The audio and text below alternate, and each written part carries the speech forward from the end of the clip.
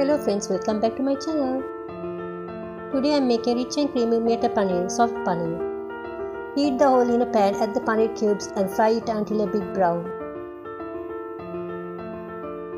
Add cumin seeds and let them splatter. Add chopped onion, saute until golden brown. Stir in the ginger garlic paste, cook for 1 minute. Add the tomato puree and cook until the oil separates. Mix in salt, turmeric, chili powder, coriander powder and cumin powder. Cook for 2 to 3 minutes. Add the green peas and add 1.5 cups of water and the paneer. Cover and cook for 5 to 7 minutes until fresh peas are tender.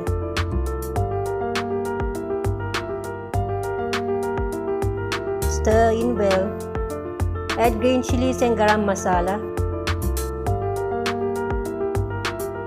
Perfect for lunch or dinner, and the taste is amazing with naan, roti or rice. Enjoy!